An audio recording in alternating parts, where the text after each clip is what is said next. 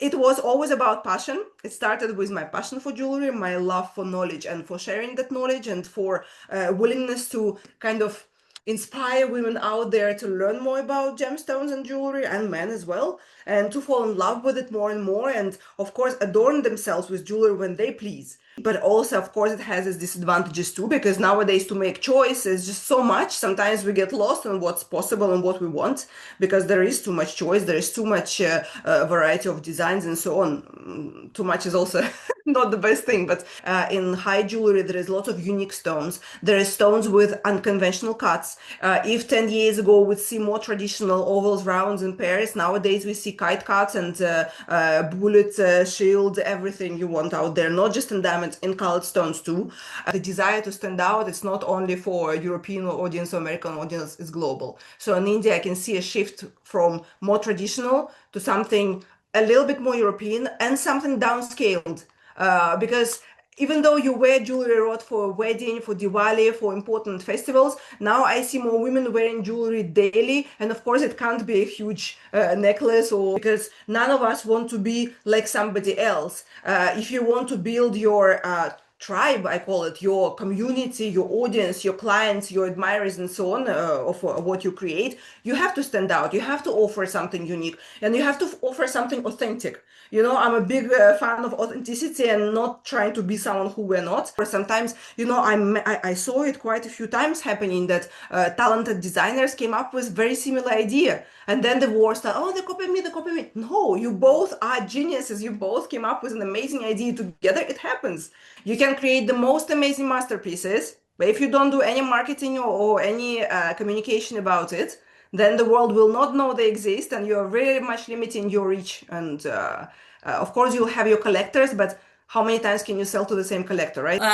Good afternoon, everyone, all our alumni, my colleagues, to have a wonderful session, the first edition of 2026 with our special guest this time, inaugurating this season for the year 2026, Miss Katerina Perez, to talk about her journey, all the work that she's done, because you also understand that she's worked with, Vogue, Arabia, Rob Report, Financial Times, a lot of work, Natural Diamond Council, and more. So, without taking a lot of time, so that we get more time to hear from Katerina, I turn it over to my colleague, Shiv Prasad Hiremat, who would be, in conversation with Katerina. So over to you, Shiv. Thank you so much, Manisha. With that introduction, I feel any amount of questions that we will pose to Katrina will just be not enough, right? And this is also to a person who's basically putting up everything that she's thinking about high jewelry already online. So it's a very difficult situation for me where I'm interested to learn more about Katrina and her journey. But also at the other point of time, I think, are there anything that she has not already put out there? So let's see how that goes. But thank you so much, Katerina, for making the time out today and tuning in for this, and also to all the listeners who have tuned in today. Uh, I think this is definitely an opportunity which won't present itself a lot many times. So, uh, Katrina, I will start with the question that I've been meaning to ask you since the time that we, you know, uh, got your confirmation that yes, you are going to be here for Evolve Knowledge Series. Mhm. What inspired you to take this leap back in 2013, right? Uh, and since then, how has KatrinaPerez.com, your Instagram journey, all of that has evolved through these years? I think it's almost been 13 years since you started doing Yeah, it. exactly. Well, my journey started from retail, quite a lot of years selling jewelry behind the counter and managing different boutiques. And I remember at that time, clients would come and they say, "Oh, so I will have the solitaire. How many carats is it, and what's the price?" But for me, it wasn't only about the carat weight, right, of gold or of stones. It was a lot about originality of the idea, the inspiration, the materials used, how much time it took to source a stone, and so on and so on. So the more you are into jewelry, the more you understand all the details and delicacies of jewelry, right? It's not just about what we see. There's a lot behind the scenes. And the more questions I would get of this sort, where people wanted to know the basics, I'm like, no, guys, but you need to know so much more about jewelry. So that actually was the driving force behind me wanting to write about jewelry, wanted to talk about it on Instagram. And the second part was actually, again, in retail. My clients would tell me, oh my God, we love your emails because we love the way you write. And I'm like, seriously? Like, I just laugh from the heart because I love jewelry. And these kind of gave me a boost of confidence that, okay, if you like the way I write, let me try my hand in writing. So I started writing for a magazine. I was a jewelry editor in a magazine when I was in London for several years. And actually, after about a year and a half, I felt like, okay, it comes out only a couple of times a year. It's not enough for me anymore to express myself. I need the whole wide field and a huge audience. I want to talk about jewelry to everybody out there. And that's how I started Instagram. Someone told me, oh, why are you not using this tool? I'm like, what is Instagram? So look where I'm now. But I started also from like pictures of, I don't know, a cat, my friends, rainy weather, or like something that's you kind of explore in the beginning. So it was always about passion. It started with my passion for jewelry, my love for knowledge and for sharing that knowledge, and for willingness to kind of inspire women out there to learn more about gemstones and jewelry, and men as well, and to fall in love with it more and more, and of course adorn themselves with jewelry when they please. Because frankly, also going back to those retail years, I will never forget the faces of people who would look through the window and they'd be like, "Ooh, this is like too much. It's maybe too expensive. We can't afford it. We don't know if we can even come in, right?" So I always wanted to break this barrier of people feeling like they're not good enough for the jewelry stores and say, no, but this is art which should be accessible to everybody. If you want to know more about it, if you fall in love with it, even if you can't afford it now, you will one day. So why to hide it from people out there when we can inspire them? So this is what I've done. I've taken what's been kind of behind the scenes and in the boutiques and put it online out there for everyone to see, enjoy, and get inspired. Yeah, and inspire you have, Katrina. I think over these years, and I can attest to many of them who are listening to us online, uh, that the kind of work that you have put out with the credibility, the knowledge that you impart through through speaking about jewelry with the passion that you do, it really does inspire a lot of us, and also gives us that desirability to maybe, stop looking at jewelry from just outside the windows and maybe even try wearing it. Exactly. Thank you for sharing that. It was fascinating, the retail counter to online space that you have sort of evolved into. Considering that you've been, a journalist as well as an influencer, uh, do you think in the past 10, 20 years, there has been a change in the way people consume or learn about high jewelry through online medium, through social media? Mm. Yes, of course, because having jewelry on the screen of your phone helped a lot, right? Nowadays, you want to discover something new, you open Instagram and you have the whole playground of different designs. Before, how would people discover jewelry? Through going to the boutique, through speaking with the salesperson, through receiving a catalog by mail. Nowadays, the whole world of jewelry has opened up. It's great, but also, of course, it has its disadvantages too, because nowadays to make choice is just so much. Sometimes we get lost in what's possible and what we want because there is too much choice, there is too much variety of designs and so on. Too much is also not the best thing, but of course, now we are more comfortable shopping online. If 10 years ago this was not the case, if someone came through the door before and told me, oh, how we can show it on the website, I'll be like, what? How can you buy expensive expensive ring on the website. Nowadays, it's a norm. Bidding on an auction piece for thousands dollars is a norm. Buying on DM on Instagram is a norm. Buying on WhatsApp is a norm, or Zoom. So there is so many new opportunities, and of course, the way people sell jewelry has changed too. But for me, I love it because it helps to spread the love for jewelry and make more women wear jewelry, enjoy it, and buy again. Perfect, perfect. I was thinking a little bit about what you said earlier, that you know you emphasize, Katrina, in the way that you tell stories about the pieces and their inspiration. You talk a little bit about you talk actually a lot more about the storytelling aspect rather than Hmm. just focusing on the questions that you were asked when you were at the retail counter, like how many carats of diamonds and gemstones does it really have? So my question to you is, why is that narrative important for you and for jewelry in general?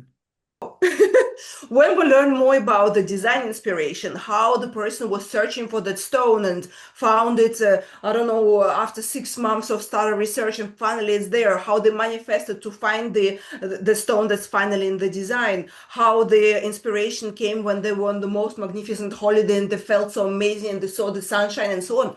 It kind of paints the picture for the emotion that the jewel gives us. It makes us feel stronger connection with the creator of the jewel and with the jewel itself. It is a reminder for us about that wonderful sunset they saw when we wear the jewelry. We see that sunset, we feel great, we feel like it makes us smile. So this is the emotional aspect which jewelry brings to the table, which is essential. And plus, it kind of gives the jewel its heart and soul. It makes it a little bit more human in a way, right? Because if you look, for example, I don't know, I'm wearing this ring here. You can't really see it well, but so this is a bespoke ring which I had commissioned with a spinel.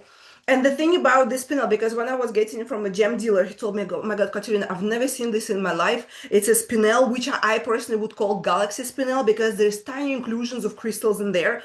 In my 20 years of experience, it's the first time I see something like this. I kept it in my collection and I wasn't going to sell it, but only because of you, I'll do it." Okay. And now, because I understand how important this stone is, how long it was in the collection, how unique it is, I cherish it even more because it's something truly special. So the same with the storytelling of the design collection of the stone and so on. It gives us like an extra value in what we're looking at. Katrina, let me ask you a follow-up question on that. Uh, like, while you also, as a journalist and someone who's really passionate about jewelry, you also talk about storytelling. But aren't jewelers and masons that are creating these amazing pieces, they also doing that bit of storytelling, aren't they? Not everybody, but the majority do. It depends also why they're creating jewelry. I think we're coming to the same one question because for some jewelries it's a commercial product, right? Let's face it, because sometimes you create designs because you want to appeal to wider audience. You just want to sell jewelry, and it's normal, Not everyone is an amazing artist and so on. For others, jewelry is a form of self-expression as a creator. It's an art form. They want to really speak about the long journey of this jewel coming to life. So, of course, I cannot make up a story. I can only learn the story from the original source and then translate it in my own way or literally and so on, so on. Of course, sometimes or all the time, I would add my personal touch because I'm, a person with emotions. And when I see something, I fall in love for this and that reason. But otherwise, the storytelling has to come from the source, from the jeweler themselves. Thank you. Next question that I want to ask you, Katrina, is like, considering the depth and breadth of experience and the kind of pieces that you look at, and I know that you travel a lot to look at all the pieces, uh, and you go to platforms like JCK, Vicenza, Gem Geneve, and many others. What, according to you, are some of the trends that will essentially sort of define the next decade of high jewelry? Oh my God, there's so many. To be honest, I don't see anything super new. I see some strong trends which have been there for some years now and which are here to stay. Things like, if we're talking about high jewelry, things like transformability, because obviously high jewelry is a statement purchase, right? So when you can wear a necklace in different ways, or if you can buy a ring which transforms into a pendant, it's added value.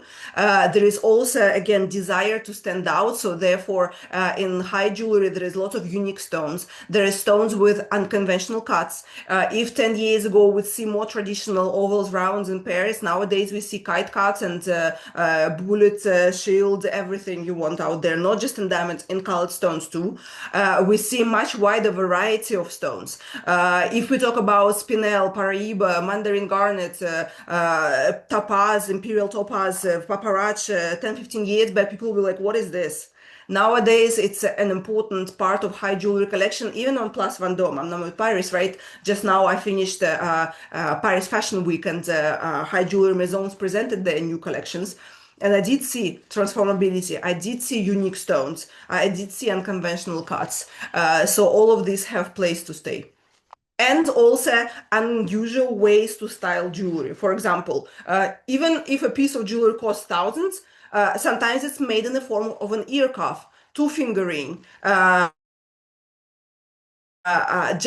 jacket. So also it shows that nowadays we can wear fine jewelry and high jewelry for more occasions than usual, right? Not just for the red carpet and gala, but also look, if you're wearing a white shirt and crisp white shirt and jeans and a cool cocktail ring, why not? Wow. Or a Riviera necklace, which costs, I don't know, thousands and thousands of dollars, but it's still so suitable for daily wear. True. Fabulous. Thank you so much, Katrina. Now I want to do I have more questions lined up for you. But before we do that, I thought we'll do like a quick sort of rapid fire kind of a thing. I have some images of some iconic jewelry pieces, and I'll throw them up on screen, and I want you to talk about them. And I'm sure you will quickly even identify them. I don't claim to know it all. You know, people assume that I know all jewelry out there, all designs, all what's been created. But as much as I'm an encyclopedia on legs, but I can't claim to know everything out there. So let's, okay, challenge me. Okay, let's go. All right, so here's the first one, Katrina. What does this remind you of, and what is this? Well, this is hard not to know, right? Because it's legendary diamonds, and it's something that people love and hate at the same time. It's a Hope diamond, which has of course, it's something truly unique in terms of size and its color, but it has bad fortune related to it. So whoever owned it, they didn't have a good life. So that's why now it's in Smithsonian, protected from everyone, and people can look, but they can't touch. So yeah, it's like a caged curse, but so gorgeous we can't help admiring it. True, true, true. Fun fact about this, from a GI perspective, the GI team of gemologists actually graded this Hope diamond way back in 1988. Wow. And because we were able to unmount it, we actually made like a little discovery about it, that it was 45.52 carats instead of the stated weight of 44.5 carats, which was the previously recorded weight. And in terms of the color grade, the GIA has actually given this a color grade of natural color, fancy dark grayish blue diamond. Gorgeous. Right. With that, we move to the next one. Oh, but this is icon. Like I don't think there'll be like when we think of jewelry, it's one of the first companies that come to mind. Cartier, of course, the iconic Panther, and the Panther originated from actually the first female designer of Cartier, Jeanne Toussaint. From what I remember, she was also called the Panther Lady or something like this. I need to dig deep into the history. But yeah, this is like a red carpet must have. The jewelry collector must have. It's like a universal symbol now, universal symbol of Cartier. True, true. Beautiful. Beautiful. Just the way the emeralds are the eyes of this particular piece. Hmm. It's just And I'm super gonna share a interesting. new one. If you follow my Instagram in a few days, you'll see the new Panther, which Cartier just presented at the Haute Couture Week. Mm. All right. Moving to the next one. It's the biggest fancy pink diamond sold at Christie's, I think. No, guys, help me here. I have a funny story. I told you before. I have this reel about a funny story related to a pink diamond viewing. So I have one kid, and when I was about to give birth, there was the viewing of a wonderful pink diamond in Christie's, which I couldn't miss. So I'll go to the presentation. I'm kind of huge already, because I have like few days before due date. And I'm waiting among this huge crowd of journalists and photographers to come close and see the ring and take a picture. So I'm waiting and waiting. They're doing their thing, and I can't go past because there's a wall of people. And I'm like, I made all this way to Christie's. I'm about to give birth. I need to take advantage of the situation. So I'm waiting for them to give me a path to go and see it. No one does. And then I lose my patience. I'm like, let the pregnant woman take the picture. So the whole crowd is like, what is happening? Who is here? They're like, of course, madam. So I go in there with my camera, click, click. So the ring, thank you very much, goodbye. And I still have that article on my website about that pink diamond ring, and I'll never forget that. It's very hard to get me to that stage where I'm like, let the woman take the picture. They did. What an amazing story, Katrina. Thank you so much for sharing this. This is actually the Pink Star, which sold for 71.2 million. This was a Sotheby's auction in Hong Kong. And this is to date the most expensive diamond ever sold at an auction. Mm. This one. Oh, every year I write around red carpets, and my favorite is Met Gala because obviously the looks are outstanding. So last year I get an email, the first email I get about the red carpet, ping, I see Priyanka Chopra wearing this necklace. I'm like, what is this? I've never seen an emerald like this, of this purity, of this size. Obviously, it's Bulgari. And it was the announcement of the new collection. And at Met Gala, they had two celebrities wearing their statement amazing pieces. So Priyanka Chopra was wearing this necklace with like 200 carat emerald. And Anne Hathaway, she was wearing a humongous sapphire. So I will never forget. It left me speechless. The number of emerald designs I've seen is I can't even count, but this truly stand out. And actually, it reminded me also about another outstanding jewel from Bulgari, guys. I don't know if you've seen it. There is a snake high jewelry design with the cabochon emerald. And actually, there was a film from Bulgari about that collection, including that necklace, which Zendaya wore on the red carpet, and it was sourced in Jaipur.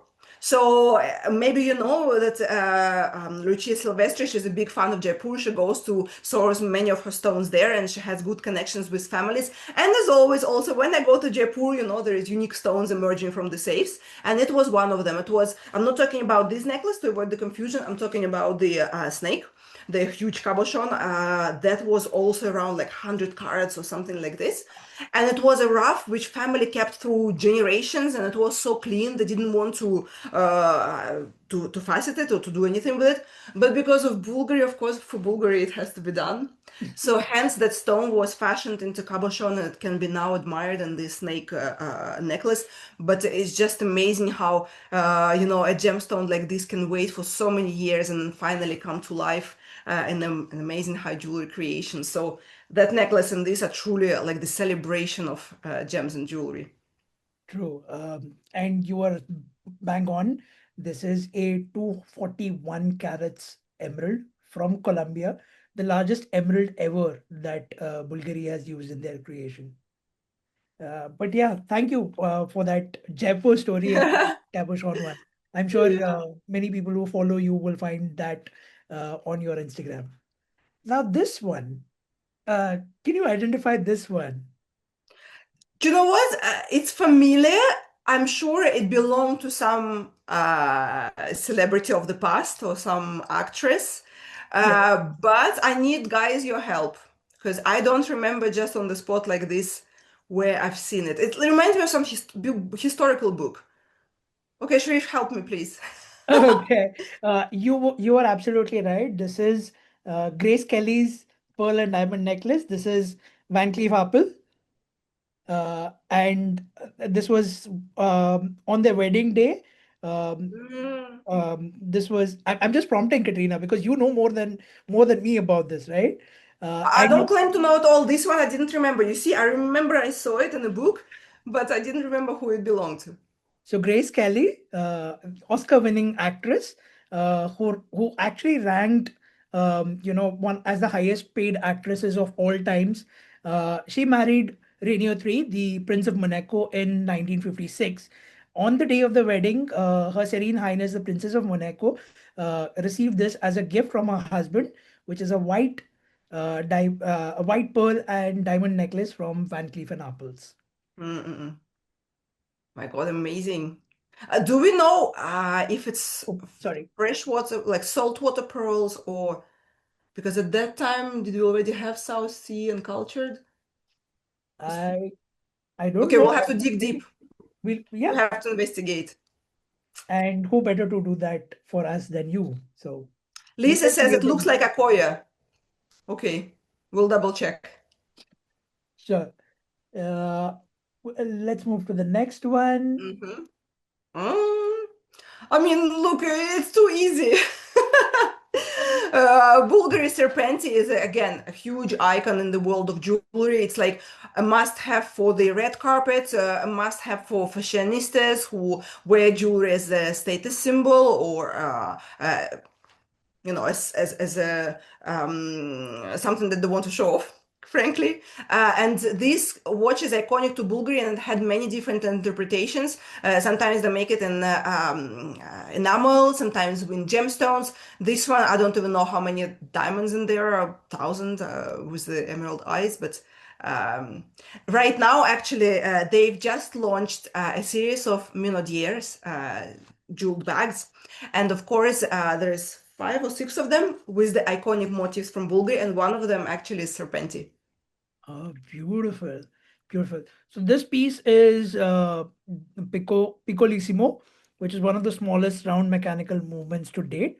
And in this piece, there are about 32.91 carats of round brilliant cut diamonds, the two pear-shaped emerald eyes, and the dial essentially set with pave diamonds, which is about um, around 30 cents or so.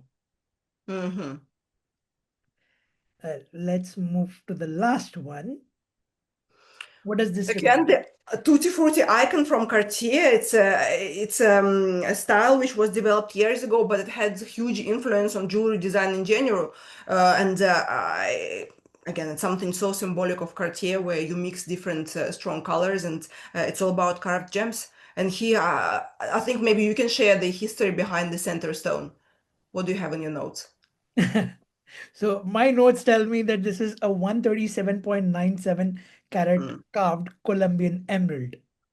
And this particular piece, like you rightly said, it's part of that Cartier Tutti Frutti collection. And this particular one was, I think, Jacques Cartier sort of fell in love with India and the gemstones, Mhm. the colored gemstones, particularly. And this necklace is named as the Rajasthan necklace. Ah, I can see why. Yeah, and you would know this more, but apparently it took more than 5,000 hours to complete. Well, of course, in the past, they didn't have all the tools we have now. Mm, But to be honest, when I look at the evolution of jewelry, the tools we're using now is pretty much the same as before, apart from computers, obviously. So nowadays, it will take not so much less to create something like this. true, true, true. Very true. Well said. Well, that was it for the rapid fire. Thank you so much for sharing those the history and some of the anecdotes. I'll particularly remember the pink diamond one. Yeah, Uh, it's a funny one. Yeah, and building on something that we spoke in the last image, which is the connection to India that Katia had. I wanted to bring up India particularly from your vantage point, Katrina. So while we all understand that India plays a key role in the gem and jewelry ecosystem globally, how do you perceive India's evolving influence, whether it's craftsmanship or whether it's a consumer market, and where does it stand on the world stage? Hmm. Well, first of all, India is a wonderful hub of diamonds and gemstones, especially emeralds in Jaipur and diamonds in Mumbai and Surat. It kind of feeds the beautiful design of the whole world. But secondly, India is like, guys, look at how much high jewelry we can make. Uh, Everything is one of a kind. we have to produce a lot. It's like you try to beat us, because in India, as a part of culture, you have to have a lot of jewelry and you have to stand out with your jewelry. And for jewelry, it's a huge pressure, I guess, to keep on creating in such volumes and something always unique and something different. For me, I really appreciate India from the also techniques perspective.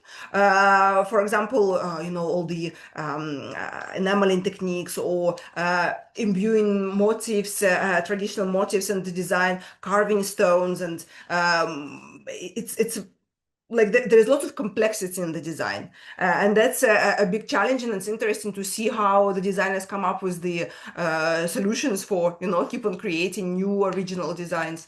There's lots of tradition, but there's lots of innovation too, because as I said, the desire to stand out, it's not only for European audience or American audience, it's global. So in India I can see a shift from more traditional to something a little bit more European and something downscaled, because even though you wear jewelry a lot for wedding, for Diwali, for important festivals, now I see more women wearing jewelry daily. And of course, it can't be a huge necklace or junky earrings, or it has to be something less statement. So there is more and more designs that are for daily wear.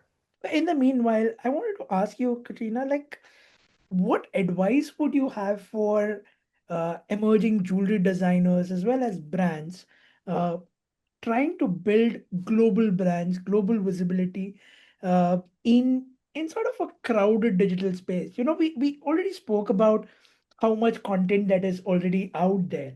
You spoke about the disadvantages of so much exposure. So in this crowded digital landscape, how does one really go about building a brand globally? Well, I consult brands globally, including some brands from India. And the key things to remember when you're building a business is, first of all, to find your voice, to understand your DNA. Who are you? What do you bring to the table? What are your unique selling proposition? How do you stand out from others? Right? Because none of us want to be like somebody else. If you want to build your tribe, I call it, your community, your audience, your clients, your admirers, and so on, of what you create, you have to stand out. You have to offer something unique, and you have to offer something authentic. I'm a big fan of authenticity and not trying to be someone who we're not. So the same with jewelry design. If you find your style, if you find your niche, don't try to please everybody and just to create like everyone else. Just because for someone something worked really well doesn't mean it will work well for you. It's much easier to have your own style and to build your audience of not even clients but collectors, those who will appreciate what you do, and they will know they won't find this style elsewhere. Then try to create something more commercial which everyone offers, and then fight with others for the same client. It's better to stand out and be unique. And secondly, it's also very important to understand who you're creating this for, right? Because when you understand your target audience, and I'm not talking about women who love jewelry. No, I'm talking about women who love jewelry, but of a certain age, a certain preferences, certain way of dressing, certain places they attend, they have certain hobbies and so on. When you create this kind of, let's call them avatars, 4 or 5 avatars of your ideal client, then you understand how to communicate about your jewelry, where to communicate about it, which magazines to advertise, which bloggers to work with, how to do the photo shoots, and so on, so on. So it's important to know who I am and who I'm doing this for. I think it wouldn't have been well summarized. But Katrina, let me ask you a follow-up question on this. Like for someone who's starting out, and let's say there's someone, and there are a lot of our alumni who are not from the gem and jewelry sort of background. They're not from they don't have a family business, and they're Mm. starting out fresh and they're young and building out their businesses. Uh, while GIA as an institute, we do offer them the skills and the knowledge that is required. When they go out there, how do they sort of find their voice when it comes to the design? And I'm asking this to you because you've spoken to so many masons and leading designers. uh, how have they found their voice and also sort of retained it through the years? I can give myself as an example as well. I'm not a designer, right? But I've built a business. And like for all of us, for me, it took a few years to understand who I am. What do I bring to the table? What's my uniqueness? What am I doing here? The biggest issue for the startups nowadays is that because the life pace has changed and because the expectations have changed, we want things fast. But some things are impossible to do fast. You can't overnight wake up and know, okay, I'm going to do just this. And it's normal to explore different styles and to evolve and to also change your opinions and your preferences. So that's why to really understand what your DNA and your uniqueness, it will take time. What needs to be done is that you have to look for inspirations, and I please ask you not to look for inspirations into others' collections. You go to museums, you travel, you look at art collections, you look at history and so on. You have to look inspiration from somewhere where it's not related directly to jewelry, because otherwise subconsciously you will be creating something like someone else, but you want to do something different. So you can look at patterns in paintings, in fabrics, in architecture and so on, and try to create something of your own, and whatever resonates, work more on that part. I know for businesses, they need to make business, right? Because they need to support themselves. So in the beginning, okay, you can cater maybe to have bread and butter for more general requests, right? Like an engagement ring or more traditional design. But while you're creating bread and butter, on the side, you work on something that makes your soul sing, and you keep on searching for your personal style. It's a process. But when you find it, that's when you start working more on that, and that's when you start building the audience for your unique style. If we speak with the jewelry designers, you think all of them woke up and like, oh, we know exactly what we're doing? Not at all. It's a norm to take time to develop. Thank you. That was very, very, very interesting, and I'm sure people will sort of agree with you on that. That it does take a little time to Yeah. sorry, please go And ahead. maybe like having your support group, in our industry, if we compare with, say, fashion, right? Fashion is very throat cutting, but jewelry, it's like a big jewelry family. We're here to help each other and empower each other.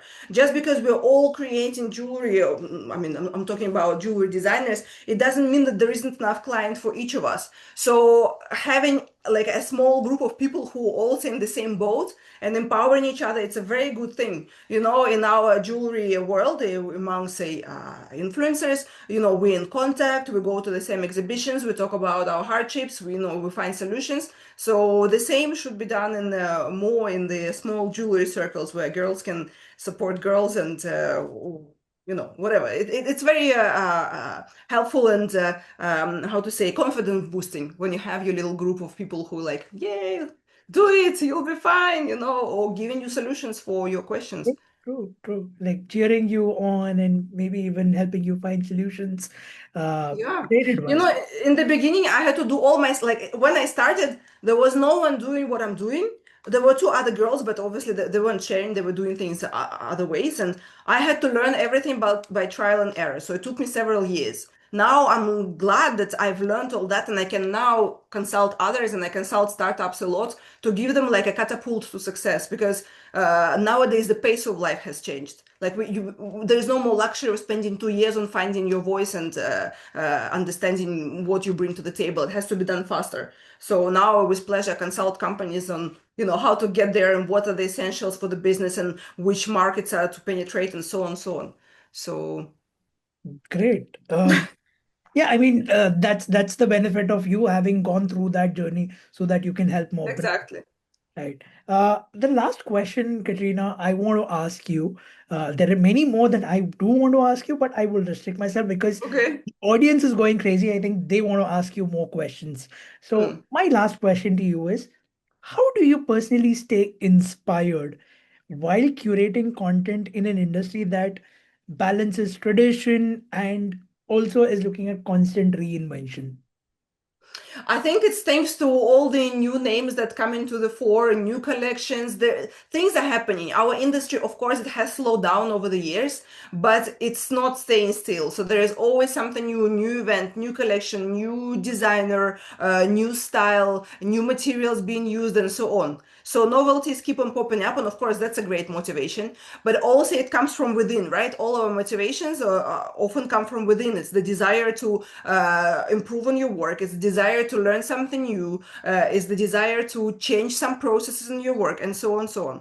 So for me, it's a never-ending journey of growth, and yeah, that's what makes it excitable. You know, my work is, if we think about a jewelry writer, it's no longer just writing an article and taking pictures for, I don't know, Instagram or the website. There is so many other things we have to know and be proficient in. So that also is a driving force, you know, when you constantly grow and develop.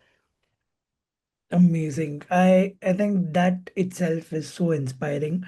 With that, I will turn it over to Arjun, who has already raised his hand because I think he has something to ask. Okay, Hi, perfect.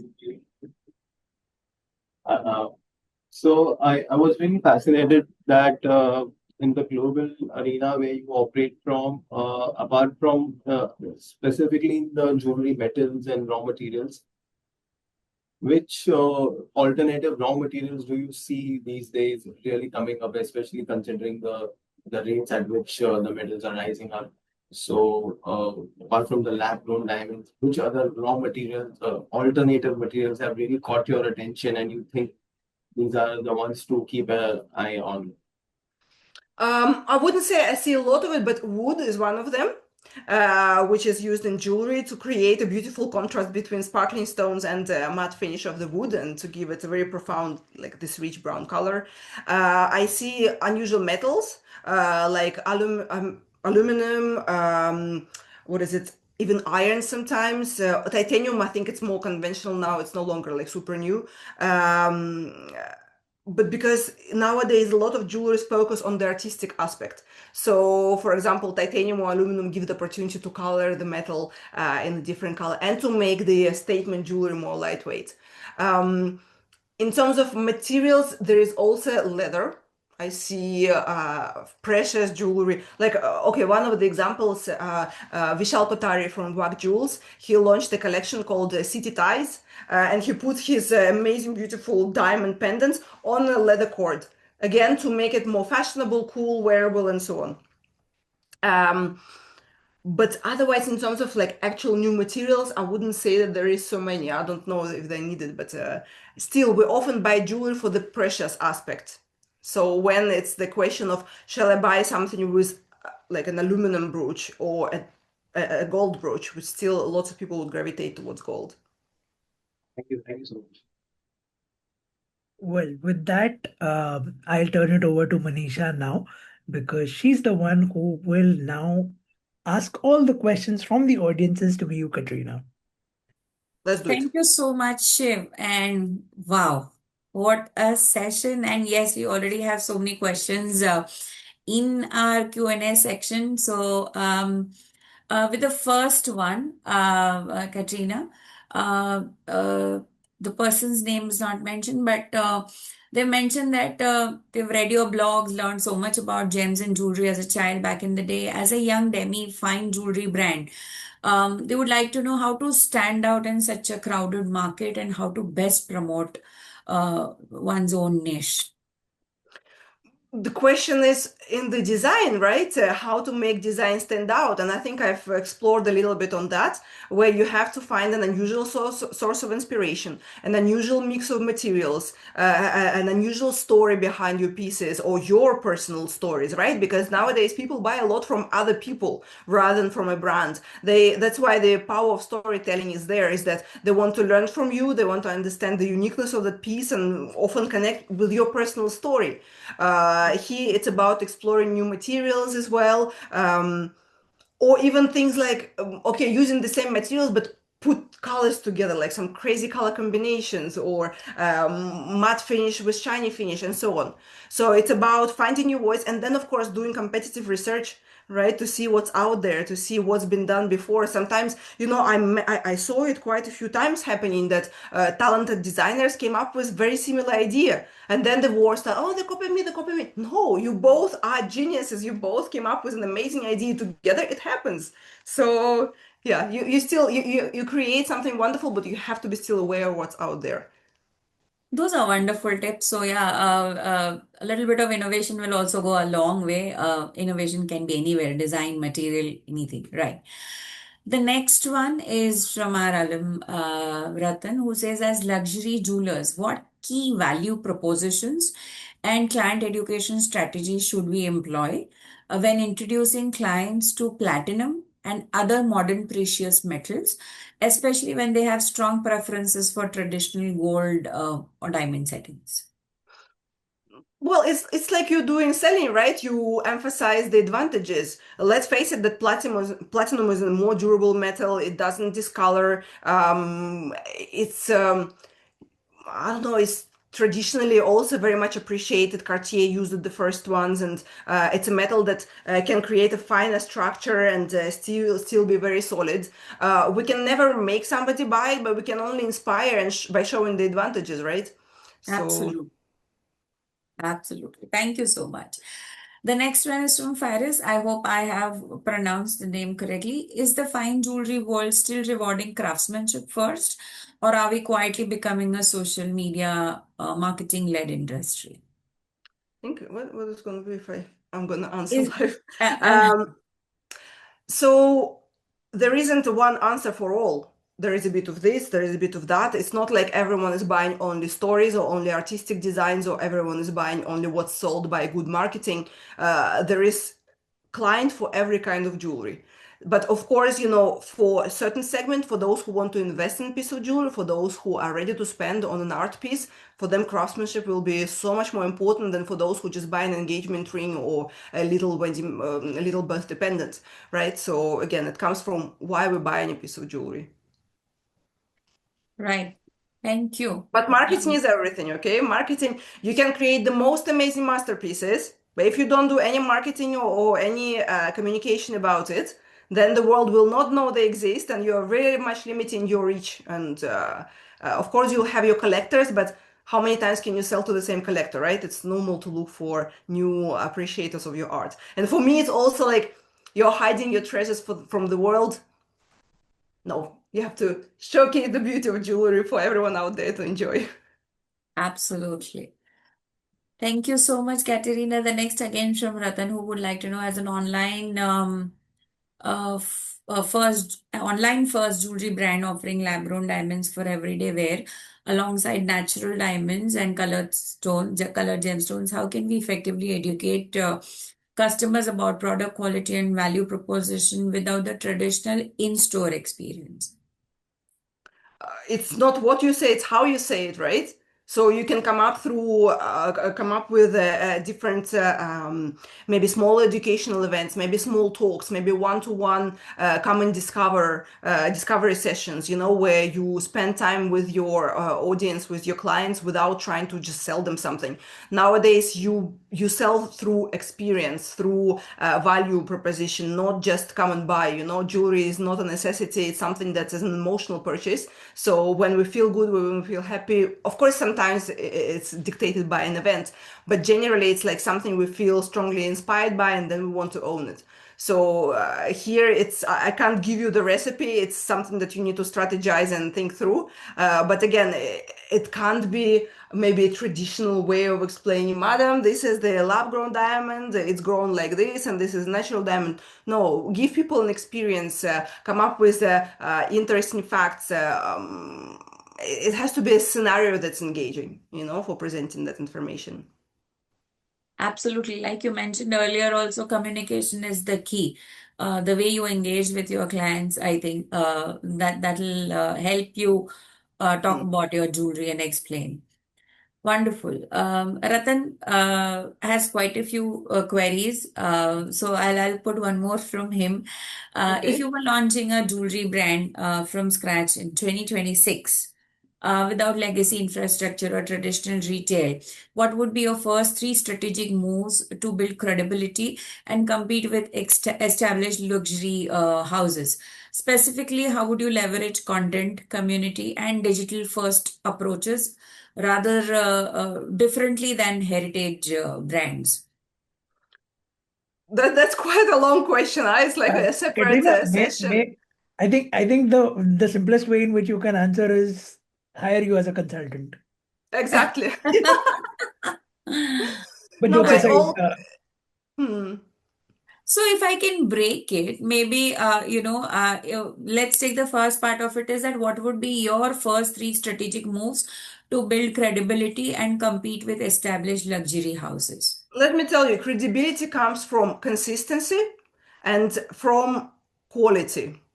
So if you provide high quality and you provide it consistently and across all platforms, all your communications, the quality of your product, the quality of how you communicate with the consumer, what experience they have in store, this is your key to success.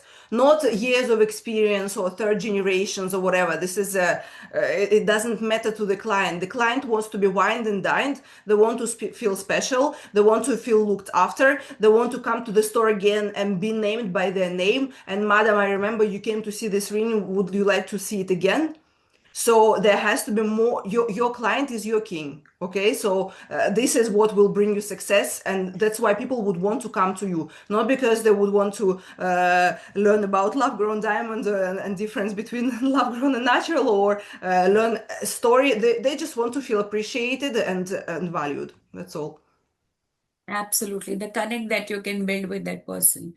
Wonderful. Thank you so much. And I think Um, also, sorry, I'll just wanted to add, the shopping experience has to be smooth and comfortable. Like yeah. I don't know but in India normally, like whenever I go, there's like 10 people attending. One is waiting to put the earrings on, another is with the payment terminal, third talking about the inspirations and so on, so you're well prepared for that. True, true.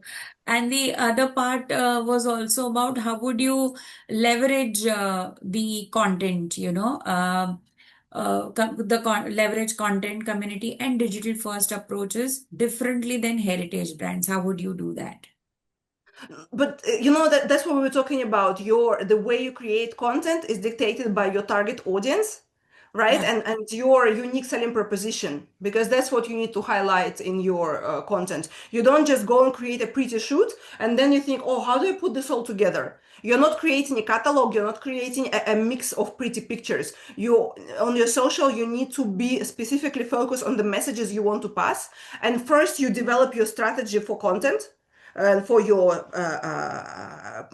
posting, and then you create content to match the strategy. So I see a lot of people just doing shoots and videos, and then like, okay, they have a collection of pretty content, which doesn't really add value or which doesn't really help people to understand a lot about the brand, to know what's so special about them, to understand the unique selling proposition, to see the whole variety of designs and so on and so on. So social media can't be catalog, it can't be boring, it can be, it has to be interesting, easy to understand, and hence there has to be a variety of content. Wonderful. Thank you. Thank you so much, Katerina. The next set of questions is from Nadar Alam Pallavi. She would like to know who's your favorite jewelry designer and what makes their work stand out. It's like asking who is your favorite kid. I'll tell you. Well, there is one jeweler who has a special place in my heart. It's Bogosian. I don't know if you've heard about this jewelry. It's a Swiss jeweler, family owned, Bogosian. I worked with them. It was my last employer. Yeah. And the reason why I loved what they create is because they were truly audacious in their designs. They were creating styles that no one did. For example, inlay stones, you don't see it so often. Or they called it kissing diamonds, where they placed one stone above the other. They used the portrait stone and the fastest stone on top, which create a very interesting visual ensemble.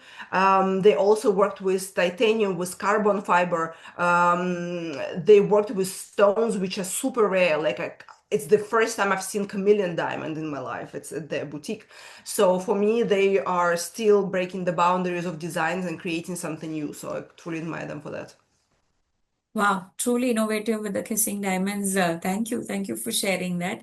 The next question from Pallavi is that which Indian jewelry brand do you think has a potential to be recognized globally? Do you know, the answer would be simple because I've just been to India and I did a project with the Business of Jewelry magazine. We've done a shoot together about some of the top Indian jewelers. So I just say, watch out for that magazine. You'll see my selection there and beautiful photography and writing about each of the brands. Sure, sure. Thank you. And then the third question is, have you ever come across an amazing jewelry design from a lesser known brand that blew you away in terms of craftsmanship and technical expertise? Of course, on my social media, I don't just feature big brands or very known companies. There's a lot of niche designers who I truly appreciate and I admire their craft. So you just keep on following me and you'll discover many of them there. Oh, wonderful. Thank you. The next one, we do not know the name of the alum, but they would like to know. I would like to ask how to best tackle marketing costs, etc. And a small business startup, essentially, you can have a great brand story and design, but getting lost in the crowd may happen despite that because of cost towards marketing. I think partially you answered it, but I would still leave it to you. Yeah, I would say go to social media because social media has costs, but not as humongous as advertisement in magazines. And social media allows you to be closer to your audience, and you just have to be consistent on that and, have a dialogue with the audience. That's it. Right. Thank you. And next one is what new innovative sources can we research to bring out new designs for diamond jewelry like rings, etc. for customers? Any recommendations for some? Innovative sources. Yeah. I'd say inspiration comes from everywhere. Just you have to spend time on. Inspiration comes when your mind is relaxed. You cannot sit at your desk in your office and like, I need to create a new collection. I need to create a new collection. If your employer doesn't understand that, you have to have a talk to them and let them allow you to go to nature, allow you to go to museums, allow you to travel a bit. If you go to high jewelry maisons and speak with the creative directors, they do not create in the office. They do all these essential parts which lead to their mind going free, and that's when the most original ideas come together. And you have to be in a certain state of mind, right? If you're an artist, if you have to design a collection, you're depressed, you're having a bad day, you are sick, I don't know, like how can you create something beautiful? You channel your inner state through your jewelry. You're gonna create something which will make, I don't know, people feel weird when they wear it. So it's all about state of mind and desire to broaden your horizon. Read books. Sometimes a beautiful story makes you like, oh, yeah, I would love to create this design for this character in the book, and then the whole story can develop from there. And then you have an original source for the inspiration and from the storytelling. And then maybe you'll read Harry Potter, I don't know, and then you'll have a fun collection from there. And there's so many fans of Harry Potter, and suddenly you have completely new audience who loves your collection for that. It happened before. So, Yeah, there's no it's single about some new answer. idea. Yeah. Sorry, you were saying something. I'm so sorry. No, I just said that there's no single answer. There's no single strategy. There's no magic potion for success. True, true. Thank you. The next one is from Vishal, who would like to know your thoughts on connection between astrology and gemstones or jewelry.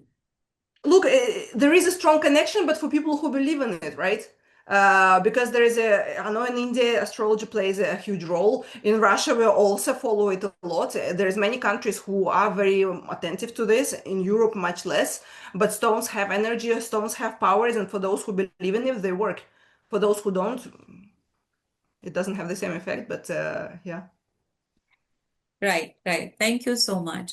Um, the next one, I believe, is a follow-up on the earlier question about the marketing costs and small startup and also the person, the attendee wants to know. So the concern is where you draw the line behind the cost of marketing.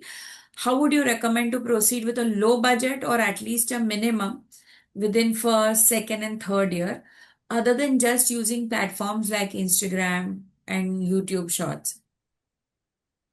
It's a lot about having small private events, but again, they do come with cost.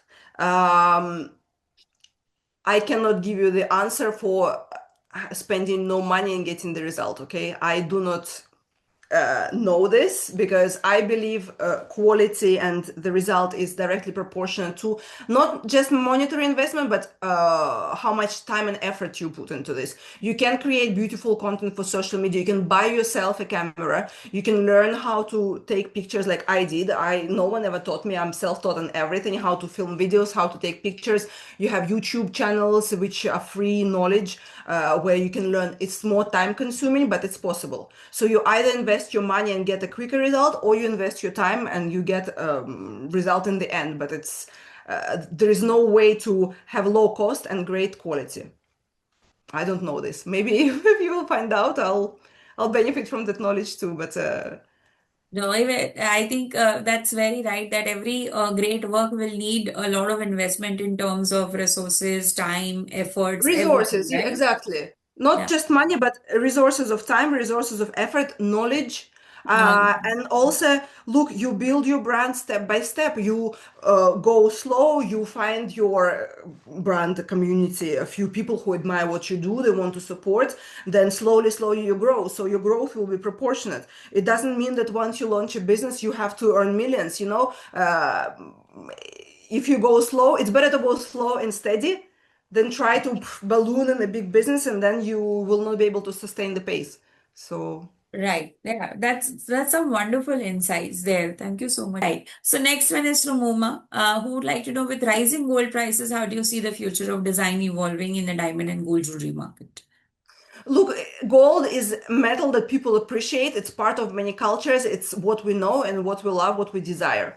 Of course, we have to expect that the designs will be lighter in terms of gold structures, but then it will make stone stand out even more. So it's not necessarily a bad thing. Gold is here to stay regardless of the growing prices, because there's demand regardless of the price. Honestly, I need to, my crystal ball is lost somewhere here on the desk. I can't give you more insights because I'm also curious how it's gonna go. But obviously, the prices are going up on existing jewelry. The new pieces are more lightweight and gold. There will be more exploration of alternative metals. And actually, I see every change as positive, you know, no matter how difficult it is, we have to look at positive part. So that will challenge the designers. It will give them maybe new interesting tasks, you know, and challenge means growth. So this hard situation will help us grow. Absolutely. And even within gold, the 14 karat, 9 karat variants also gaining popularity. So Exactly. we don't know where it's going. Yes, thank you so much. The next one is from Mr. Ganeshan, who would like to know your perspective on usage of word luxury in jewelry industry. Is the word luxury attached to a brand or the jewelry? For example, brands like Cartier, Bulgari, Tiffany are luxury jewelry brands. So any jewelry from these brands are considered luxury, is what he would like to know. Um, it depends what we mean by luxury, right? For everyone, it's kind of maybe a different interpretation. For me, luxury is scarcity. For me, luxury is attention to detail. It's impeccable quality. These brands which listed here, they do create even the accessible lines with the same attitude and the same attention to detail, the same finesse as their high jewelry collections, but they create them in volumes. So for me, the Cartier Love bracelet is not luxury, it's commodity. But Cartier one of a kind high jewelry collection is luxury. Wonderful. Yeah, and you're right. To each his own. Probably all of us have different definition of what luxury means to each one of us. Thank you. The next one is again a little to do with a startup.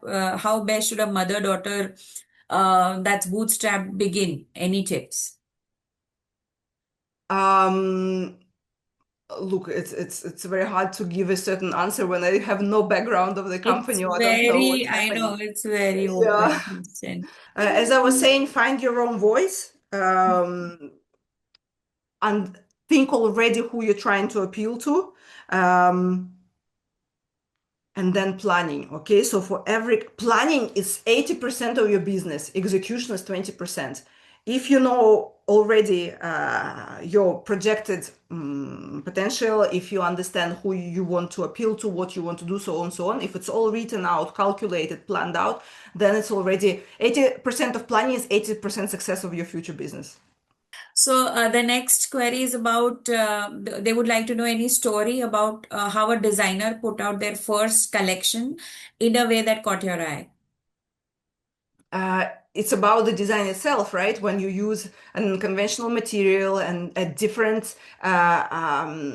combination of colors, it can be a story itself of the collection, but equally the story of the person. How did they come to jewelry business? Often I find jewelry designers who are from a completely different industry, dentists, financial advisors, banking, and things like that. And then they love art so much that they go into design, and they're not formally trained, but they create something different because they don't see the boundaries. That no one tells them you can't put these stones with this stone or this metal with a I don't know, titanium and gold together or whatever, and then they create something very eye-catching, different, and different in terms of inspiration too. So yeah. And there may be quite a few of such. Thank you so much. Shiv, you wanted to? Yeah, sorry, Manisha, I'm just going to take the next one only because I happen to know this alumni personally. So Larissa is asking a question. You've been in the industry for years. What kind of jewelry excites you now or moves you? And Katrina, this sort of answers your point earlier that you mentioned, like people from very different backgrounds. So Larissa happens to be a Instagram influencer working in the travel and hospitality space for I don't know how many decades, and she has started out her whole own jewelry line. So I think that's the question that she's asking, like, what kind of jewelry excites you now?